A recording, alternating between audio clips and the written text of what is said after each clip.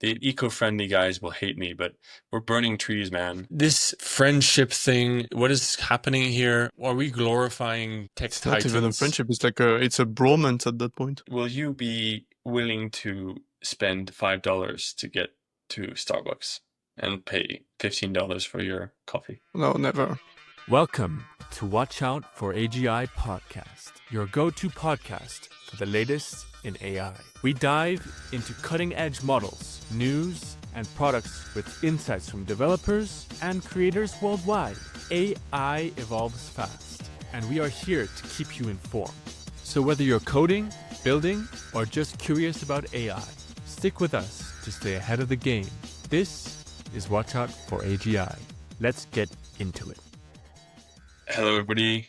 Welcome back to a new episode of Watch Out for AGI.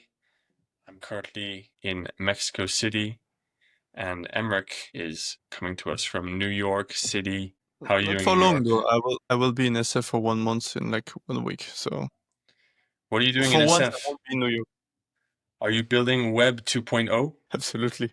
I'm building the new Facebook. Yeah, it's a good time to be in New York. I actually posted a video on my Insta where I was explaining that San Francisco is back, and London is now the worst place to be in the world. San Francisco was the worst place to be in the world about 2 or 3 years ago.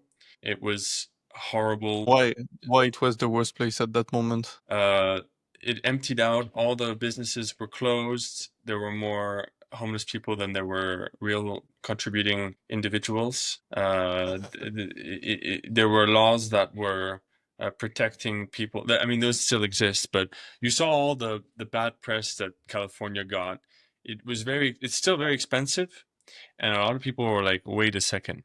There are no businesses here in San Francisco anymore. Everything is closed. I'm paying super high rent, super high services, and I'm not getting anything for it. Okay, this place is literally the worst place to be. I just want to leave. Now I was saying London feels like that because you now have mass bad actor immigration in London with people that come out with swords and they try to steal your phone and everything. So if you're a builder and you walk out of your office just to take a walk to get inspired, London is one of the worst places to be because you're thinking about your bank account, you're thinking about your security. No, for us builders, you need to be in a place that has the right energy, the events going on all the time, where your money actually makes sense to be where you are, right? So that was my take, and I'm very, very bullish on San Francisco right now. Yeah, plus, so you visited it recently and you told me just before the pod that you felt a lot of energy and specifically in events and specifically right now about MCPs. It's almost a meme at that point. What are MCPs even anymore? But like you've been to an event about MCPs. Can you tell us more about it? I went to an event that is available in multiple cities. It's called the AI Agent Summit, and it's basically a large room. This time it was in Tenderloin, so that's a shady place of San Francisco.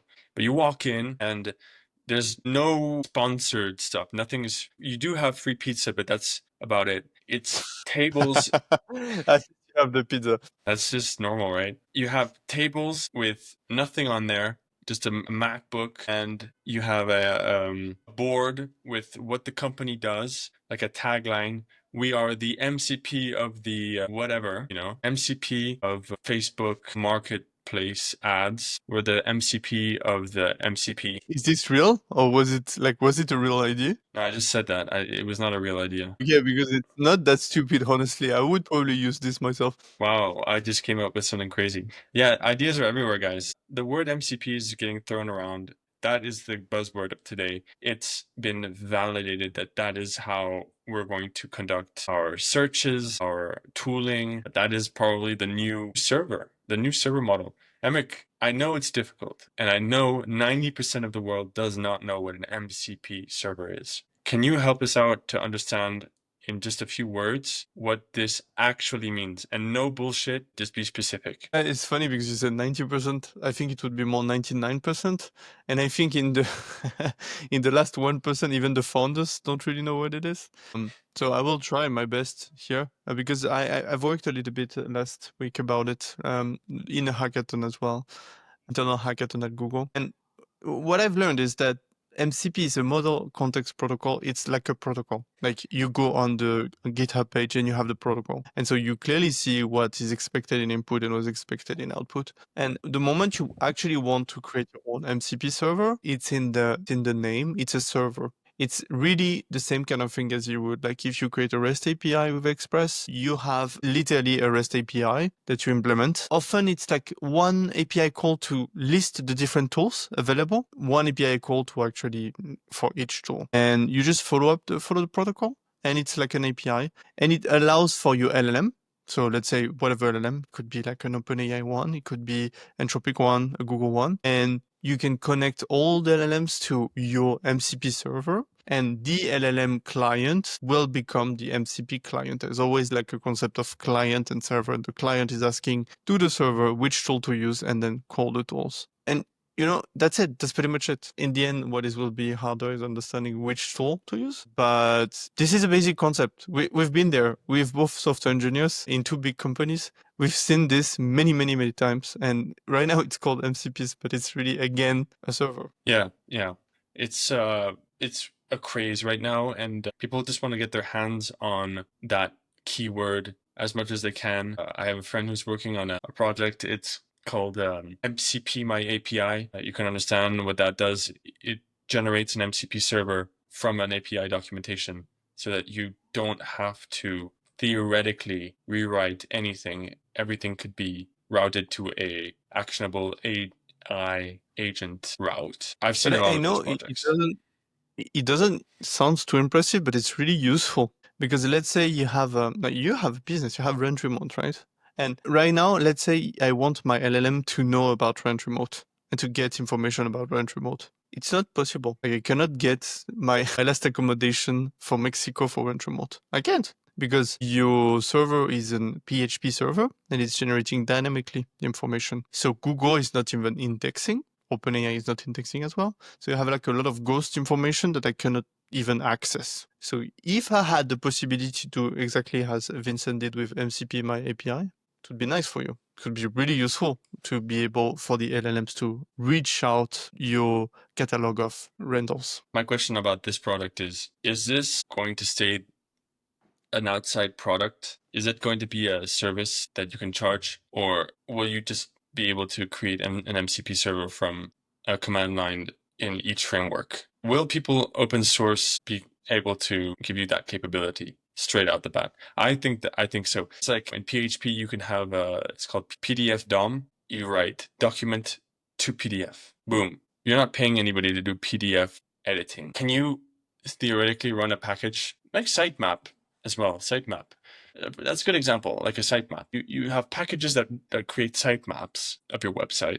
You run the command and you have a sitemap, and it's a standard protocol, and you're not paying for that service. It's an open source package. I'm seeing something more like this for the MCP, and I'm not extremely bullish unless there is a quality issue with generating MCPs. If there's a quality problem, maybe there's something to pay. Yeah, exactly.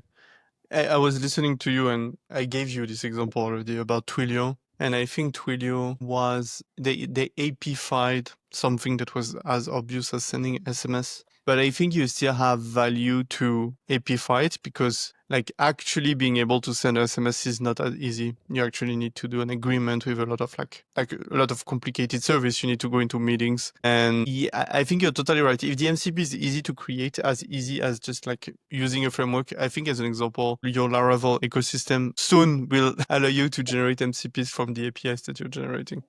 It's a guarantee. Because it's like a zero effort. It's zero effort. So it makes sense that it will be open source and like available for free. I think if you're able to find a product surface that still requires you on the back end to do some work, like you with Rent Remote, actually, like you have to like take a lot of meetings and everything. So this is where the work, and finally the MCP is just a product surface. It's like a trendy product surface. For me, it's in the world of today with AI generating code, a lot of people are trying to say, yeah, we'll save you money, we'll save you time, and you will be able to do this. And you know what? Why do I end up doing things myself? Why do I end up developing them myself? It's not actually that long to develop yourself today, first. Secondly, Yeah. the headaches come down the road. When you have an external service and they change their export system, they change their APIs, they change whatever, that's when you pay. You don't pay in money, you pay in time down the line. So that's why if something is really easy to implement, I don't think that you have an edge today to as a SaaS. And what are we talking about, man? SaaS is going to be over soon. And what were the companies you saw there? I think you told me about Rootly and Factory AI. Yeah, we went to a little demo of Rootly AI, Factory AI. There was someone from Cloudflare as well, explaining how to generate MCP servers on Cloudflare, where Of course. a description of what you want and it just generates actions. And then from Claude, she was calling her MCP server. Her MCP server was generate a podcast. It generated a website and a podcast in a matter of 2 minutes from the Claude prompt. You would attach your MCP server and then you would ask it to generate a podcast. That was pretty impressive. We then spoke to... Was it using a lot of tools or just one? A lot of tools. I don't know how many tools she had. I think a few, yeah.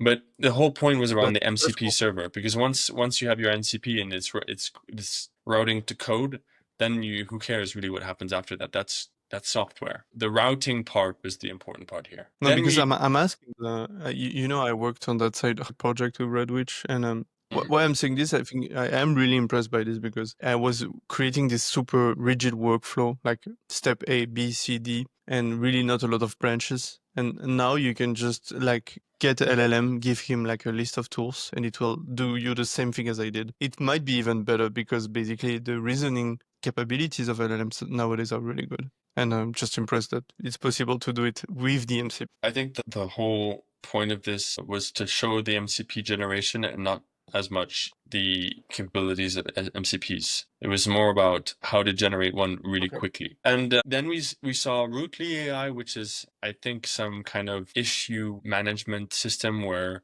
when you have a ticket that opens in software, you are able to do a deep analysis of the issue and when the issue previously occurred and things like this. Yeah, so that was an interesting demo. I thought it was really to the point. They're working with large B2B companies like LinkedIn and things like this. I found it interesting, but it was not for the small builder. It's more for large. Yeah, the big companies, yeah, I guess, that already have access to services. I had a feeling that when you pressed on the button analyze, you were burning lots of credits, lots of tokens. That's my feeling. I imagine now. So, when your SaaS is making a lot of money and that you need to fix a bug, if you spend $10 on analysis of the bug, it doesn't really matter. It's like when you're using GPT 4.5 to code.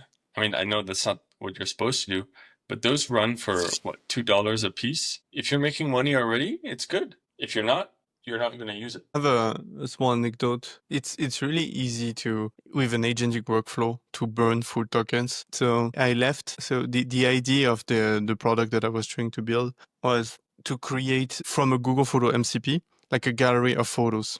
And it will return you a UI that is like a funny gallery of photos. And the reasoning agent found super useful to pass the URLs from the photos to the UI generator. The problem is URL of photos. Sometimes they can put like 500 characters. And just imagine the reasoning agent sent 100 URLs of 500 characters. And for each request from the reasoning agent to the UI generator, it was burning me 1K tokens. It's not that much. But if you do 10 round trips, you're burning 1 million token in 1 minute. So I Yeah, got there's going to some be a lot of pretty hefty build. costs there. Yeah. Yeah, you got to be careful today. What are you throwing into your context? I think everybody thinks AI is free. We were thinking about doing a special episode on what's the cost, what's the real cost of AI, because a lot of people have this mentality that AI is free. And actually, the joke, it's not a joke, but the eco-friendly guys will hate me, but we're burning trees, man. We're poisoning water, man. Now, AI is super expensive on the environment, and we need to get in check, because in terms of tokens, in terms of cost, it's gonna start to rise, basically. The costs are going to become monumental very soon once we burn the VC money. And also, I am so we got in the research. I think DeepSeek arrived. Google also made, I think, some stride into like efficiency. But I think for the last 6 months, we didn't really have a breakthrough in efficiency. So we have to do with what we have right now. And as I tell you, even if you're super optimized and you add like a lot of prompt to optimize everything that you're doing, every agent task will take you 10K tokens. So it goes pretty fast. And it can be expensive. And as you said, it's all about the price of electricity and the underlying price of electricity. So I hope it will get better, because if we want to have infinite intelligence, we really need to get this cost going down. Or make more energy. Bring down the cost of energy and make it more reliable. There's a whole side on that. So everybody, that was a long intro. We're going to get to the meat of our show, what we do the best, what makes us better than all the other podcasts. We run AI news, and this week did give us quite a bit of headlines. There was a lot, and we're gonna do our best to surface the most important parts. This week we had news from OpenAI, not uncommon. OpenAI acquired another company. You remember last month OpenAI acquired Windsurf for $3 billion. You can add 6.5 to their acquisition list. OpenAI has just acquired Johnny Ives. Well, that's actually wrong. He had a company called... It's Love From. OpenAI acquired Love From Johnny Ive. It's quite hard to say. No, wait, it's actually not the case. OpenAI didn't acquire Love From. Johnny Ive is still the only owner of it. They just acquired a small company that he created 1 year ago called IO. This is the company he created 1 year ago, and that has been acquired by OpenAI. But Love From is still not acquired. It's still a company owned by Johnny Ive. You're right. OpenAI acquired IO, a hardware design startup co-founded by former Apple design chief Johnny Ive, for $6.5 billion in an all-stock deal. The acquisition, announced post-Google I/O, involves 50 plus engineers and designers from I/O, including ex-Apple designers like Tang Tan, joining OpenAI to work on AI hardware. Johnny Ive's design studio, Love From, will oversee design for OpenAI's products, both hardware and software, aiming to reimagine human-technology interaction. Now, this dropped with a very long video. I happened to watch it the day it came out. It was interesting. At the same time, it was a bit strange. It was a weird announcement. It was really strange. This friendship thing, what is happening here? Are we glorifying tech It's titans? not even a friendship. It's a bromance at that point. But what are they saying here? As if they knew each other for years. This whole narrative, it's bullshit. It's bullshit. They did not. I respect both of these characters, but we cannot just believe anything that they say to us. I think he says, he reached out to me 2 years ago, and then we became best friends. It's like, what? I guess you do have respect for Johnny Ive. I get it. But you probably got emails from other people, Mark Zuckerberg. I don't know. It was very strange. Johnny Ive was saying that he discovered ChatGPT through his son, who said, hey, you should test this out. It was like ChatGPT was already out. It's not like they were friends forever, and then, because if your friend is building ChatGPT, you would know before the thing came out. So no, I mean, there's kind of inconsistencies here. I mean, I get it. There's storytelling. You're trying to bullshit everybody, but the important part here is that you have a visionary who built products that changed the world in the past, that has a super, super interesting view of the world. And he's working now with OpenAI, one of the companies with the deepest pockets and the highest knowledge on AI. Yeah, it's there was so much theories about it, man. Like they say that Sam is trying to dilute the importance of OpenAI, the company, because OpenAI being like a non-profit. Like basically Sam is trying to pop new companies. And if I understand correctly, now Sam has ownership of IO. So it's not Johnny Ive that is also getting ownership of the IO, but also Sam, and it's like a new company. I don't know about I don't know. Do you know other companies of Sam Altman? Have you heard about World? No, I have not.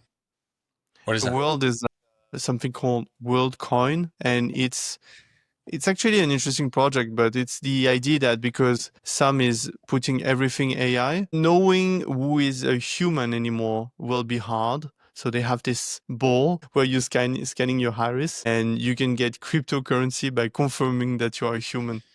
I know it sounds quite weird, but I would say basically Sam has like a lot of other ventures over the OpenAI, and I think here IO is also a way for him to like divest his change his investment in some sense. So it's interesting. What do you think about like a wearable AI product? Would you use one? Yeah, I think that that's where the world is going. There's a real change in interface that is happening. And I do see a world where you have a reasoning model that you can chat to and connect it to all sorts of services through the MCP servers that we were talking about. And basically interface that way, and then ask for a web page only at the end when you want to have a visualization. You don't need to visualize something anymore, I think, to understand it. You can just talk. And talking, you get to the point very fast. I'm going to tell you about some use case that I've used ChatGPT, which blew my mind. All right. This new way of communicating, which theoretically, yeah, looks very Apple-like. A new way of interacting with maps. All right. Emmerich, I was in San Francisco and I had no idea where I was and I needed to get to the Salesforce building. I'm on my bike, so I can either stop, put directions on my maps and listen to my maps in my earphones to get to the Salesforce tower, or you can do what I did. I opened up ChatGPT and I said, hey, I'm riding my bike. I'm in San Francisco. I see this street here on my right. I see this street in front of me. Can you tell me what is the best way to get to Salesforce Tower that does not go up the hills? I don't want to sweat. And the thing said, okay, if you're here, what you need to do is take a right and you'll see that street, and then you take that right and then you go straight and then this and that. I was like, wait, you don't need a map anymore. You don't need to visualize the map anymore. If you can have a conversational interaction with ChatGPT on where you are and where you're going. So that really, if you ask me, what do I think about a wearable? You don't need to have screens as much with these LLMs. That's the truth. And I think that there's a massive potential here with the non-UI based interactions. Yeah. While you were talking, and I think it's relevant, I think you're totally right, Remy. It's just, what do you think about the glasses too? Like Google unveiled the Android XR glasses, like they're coming back with the Google glasses. It exactly has this exact use case you mentioned. Like you have the glasses and then you look down and you have access to the map, but you can also just ask out loud what you want. So the speaker here asks, where do I go to this coffee shop? And like it shows an overlay just on the top of the glasses. And we're talking about glasses that are like super simple. Yeah, that's cool. That's cool. I mean, great. I understand. It's great. But again, this is a lot of processing power here. With what I was just mentioning earlier, if you were just to ask the thing, hey, where am I? Where do I go? And it says, go behind that red car over there. You don't even need the UI, you know? So you are a visual guy. I know a ton of people that are not as visual as you. And if someone tells you just go on the right, like a lot of people will be lost. I think we are two people that are not getting lost and can like remember in 3D a space.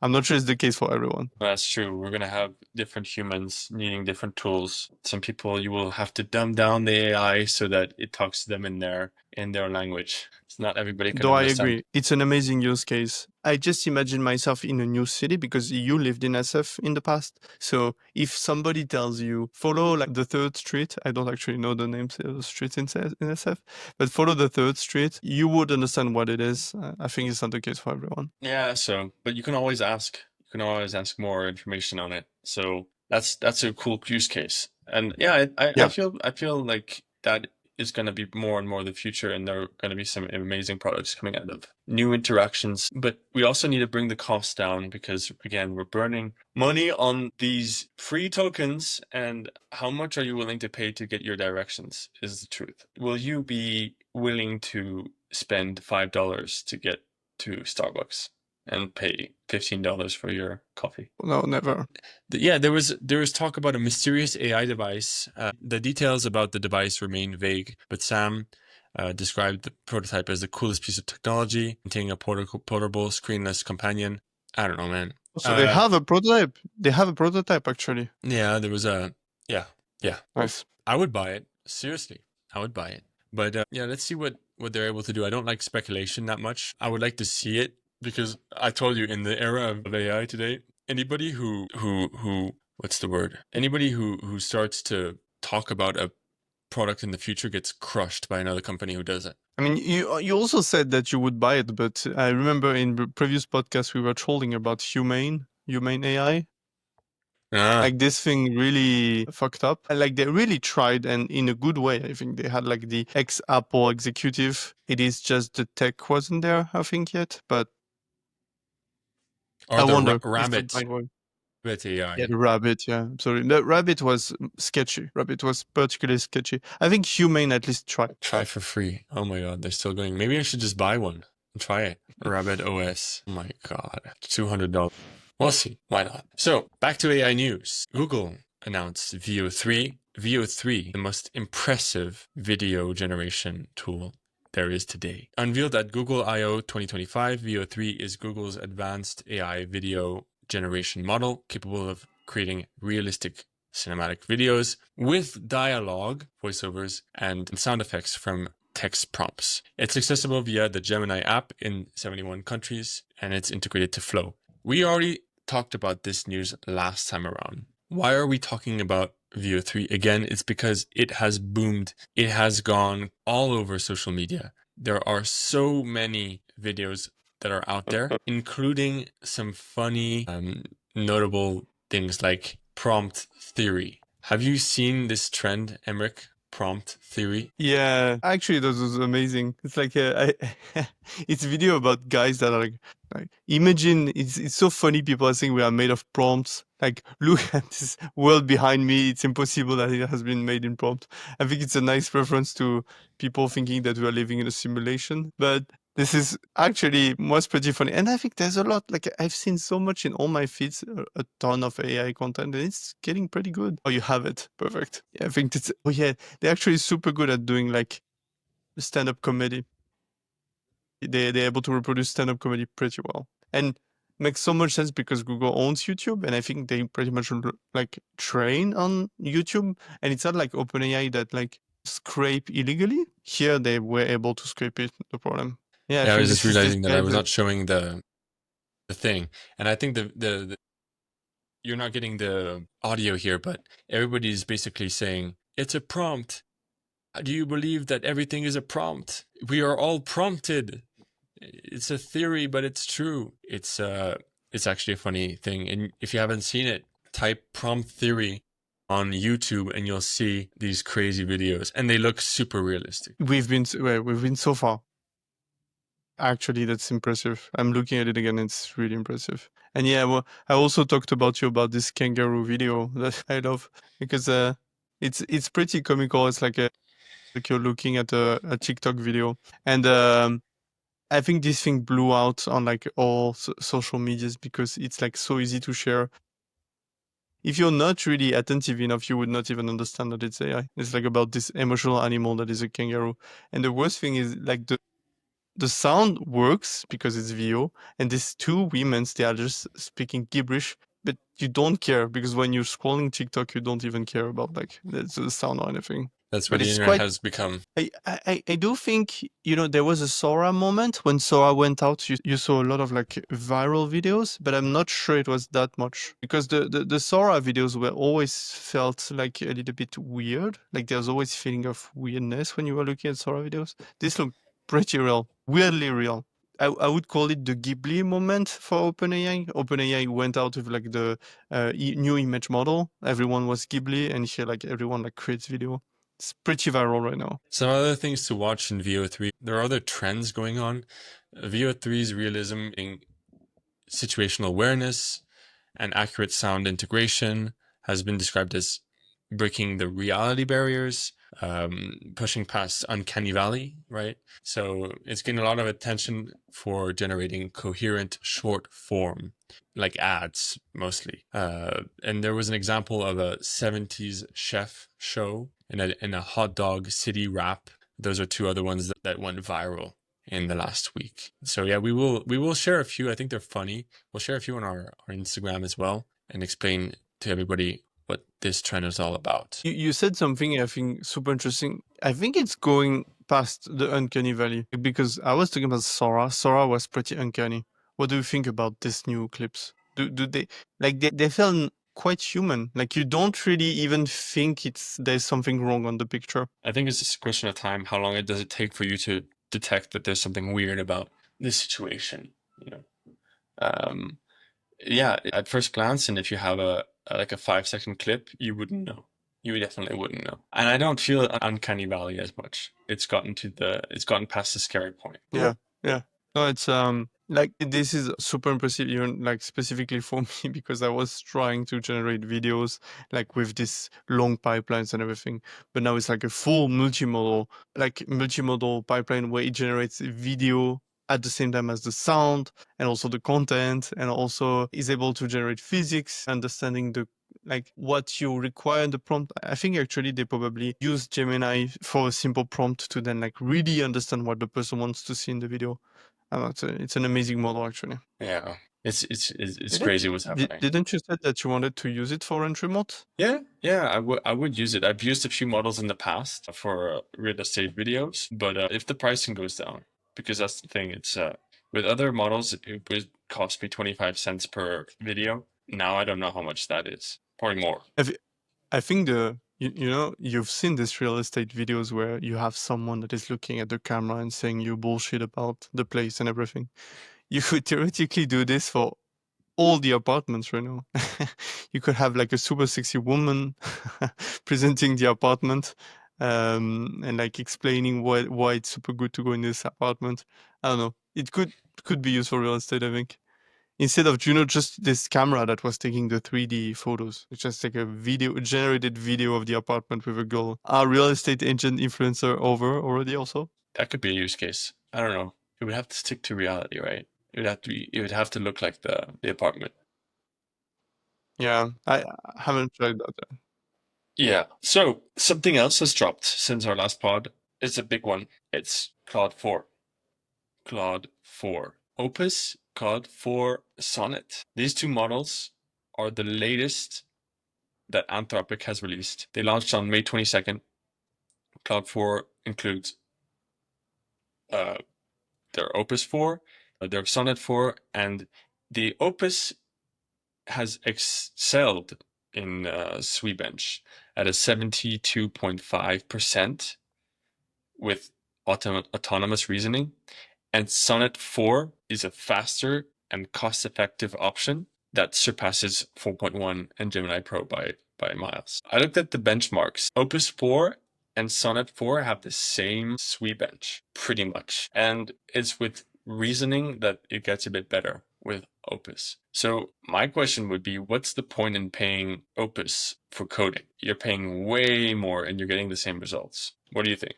Have you tried Sonnet 4? Yeah, I tried it. So a lot in Cursor because we are too heavy consumer of Cursor. But I think to answer your last question about Opus and Sonnet, I think if I understand correctly, Sonnet is more the code-focused model, and you need to see Opus as the like more generic model. It's like I think the last example for OpenAI was GPT 4.5. It was really expensive model, but it was a model that was really good at creative writing. And I know that we do not need that much creative writing because we are nerds, but a lot of people are doing copywriting. And I think Opus is really good for copywriting, actually. It's just copywriting or even writing in general. If you're talking about something else than code, it's really different than just code because code is really binary. It needs to compile and it's sort of easy to train nowadays with reinforcement learning. And I think what Opus is really not for coding. I think you would need to use Sonnet. I also wanted to ask you, Remy, haven't you noticed that with this new release of Claude, aren't you getting gaslighted a little bit more? Because I feel Claude 3.5 was really good at just giving you the answer. 3.7 also got better, but 4.0 give me this weird feeling because sometimes it will just gaslight me into making me think absolutely that it gave me the right answer, but without giving it to me. Giving you an example, I created an app that is generating UI with an LLM. And what Claude 4.0 did to me, for some time, I didn't even notice. They simply added something in my code. If the prompt has dashboard in the, like, if the prompt contains the word dashboard, it would always return like a hard-coded dashboard. It's like completely, it made no sense with my app. But Claude is really doing it a lot because he wants you to give you the feeling that it followed what you asked, even by hard coding stuff. That's really weird. I've had a few hard coding moments where it would look for specific words it would look for a specific word, find this in a text, and if that is there, then we run a different condition, which is completely wrong. I don't do any of that. I do dynamic coding. I never do that. That is a very bad practice. It jumps back. It jumps back because 3.7, 3.5 did not have that.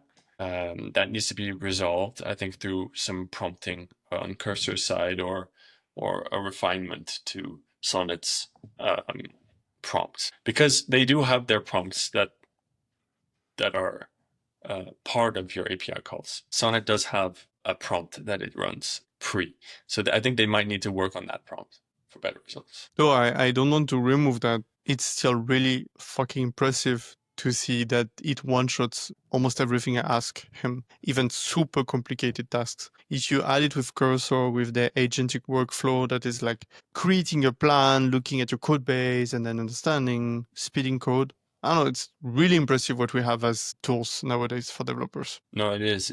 I'm very, very bullish on Claude 4. I think it's great advancement. I'm able to do a lot more. I'm just still waiting on the larger context. That's the most important for me in terms of capabilities of auto coding, because right now we have to break everything up into multiple prompts. But yeah, this is definitely a great advancement. You know, I discovered something interesting in Cursor. I don't know if it's new or not, but the way they optimize, because I was always wondering, how do they read all your files and like get an understanding of all your files? Like it must be super huge in context. And I understood that what they do is they do indexing. So they just use an index. And for each file, they create a small summary of the file, what the file does. It uses the index, and every time they need to do a modification, they use the index and they immediately find the file and we use just a small summary. They do not read the actual file until they know they need it. Mm-hmm. So there's like a super bunch of like interesting optimization for tokens. Like it's a mix of indexing and creating summary.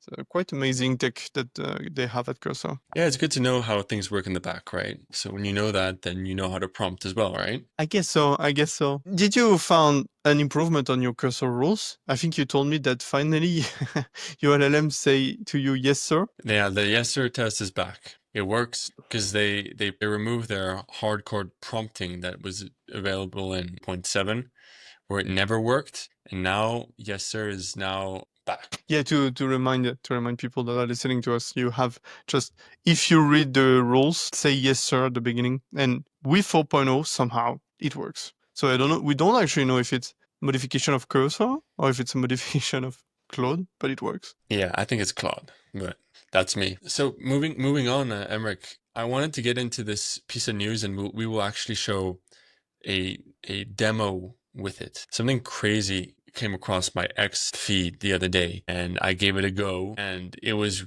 truly incredible. Manus is back with some more news. I'm very bullish on Manus, guys. So I said to everybody that I was using Manus and that the only problem was the price. Otherwise, I do see that this is the future of agents. Manus is developed by a Chinese startup called Butterfly Effect. It's an agentic AI tool. It's capable of doing all sorts of things. Multiple modalities are involved here. And it uses fine-tuned models, including Claude and Quen, for tasks like drafting reports and analyzing financial data. Now, the limitations of Manus, it fails at tasks like booking flights or ordering food. It crashes. It does not finish the task on these complex tasks. But that's just a question of time before it gets there. And so yeah, it's been making a lot of news here.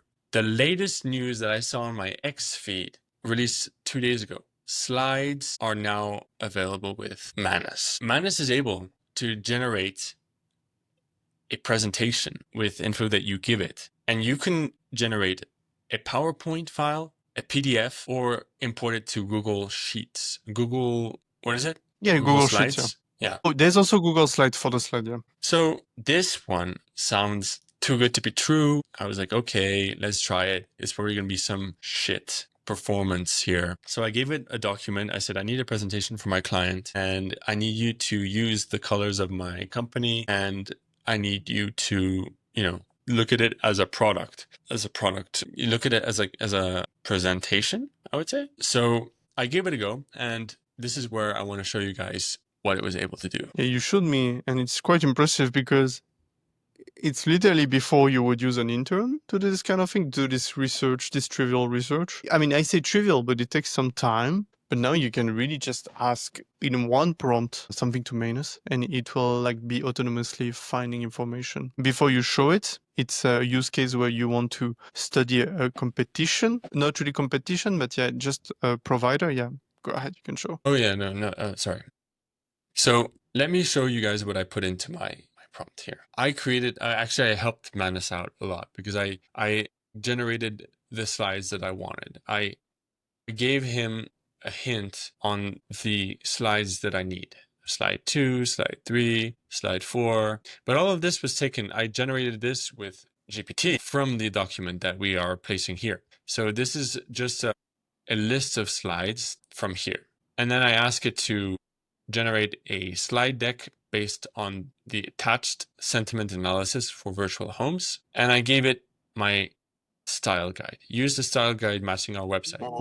Nice. And so it started doing the task where it read all the files and it started to generate my slides. One by one, they do slides one by one here. And then it drafts each slide. So you have this slide, number 1, number 2, number 3, number 4, all the way to the end. It's actually, you can see it in HTML code because this is actually an HTML file. Yeah, I recognize it looks like Bootstrap, your slides. So you could probably customize that at the end, right?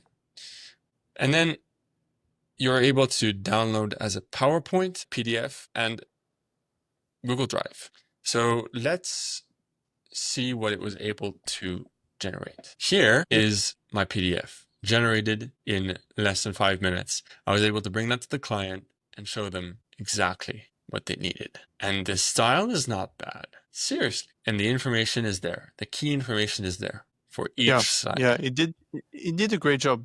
I think you explained to me that you used it for a presentation to someone. And I think it's amazing because it's amazing when you're doing a presentation to someone, you just need a support to explain what you wanted to talk about.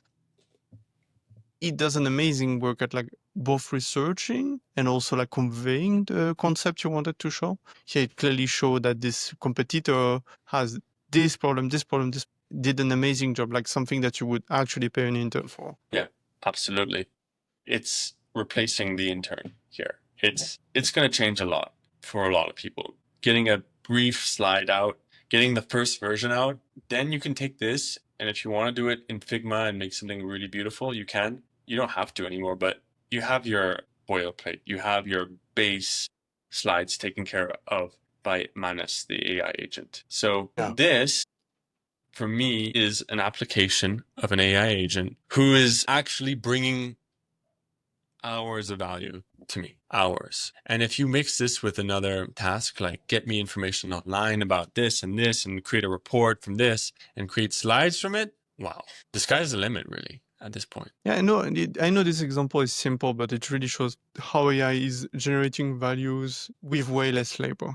Like here, when you would need like one person focused on it for like, I don't know, 4 hours, here it really took you 2 minutes to prompt.